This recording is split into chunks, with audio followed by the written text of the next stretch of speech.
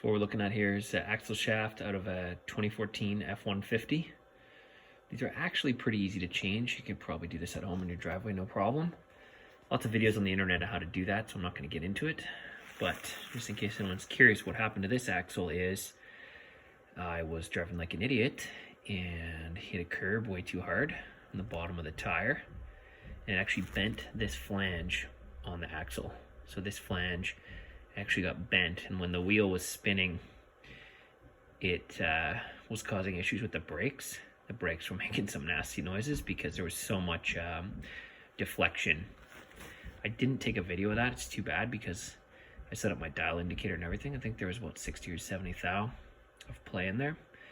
And just for kicks, I thought I'd put that factory 9 3/4 Ford rear axle shaft next to this little dinky little axle shaft right here, which is out of one of our RC cars. And the kids broke their axle shaft as well.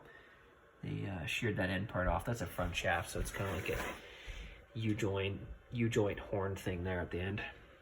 But yeah, so this axle shaft's replaced in the truck, and the new one solved the issue. And it was not cheap. It's about $400 just for that shaft from Ford, plus diff fluid and a bunch of my time to change it. But the truck's up and working again, so what did I learn? Maybe don't drive like that.